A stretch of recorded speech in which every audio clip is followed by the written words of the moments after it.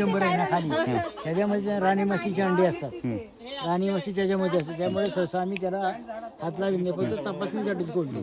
आणि जो मध भरला जातो ह्या पोळ्यामध्ये तोच मध आम्ही मध्यंतराच्या सहाय्याने काढून घेतो. मध्यंतर आमच्या आतमध्ये आणि त्यावेळी पेटी खोलावी लागते. यामध्ये 7 फ्रेम आहेत आतमध्ये.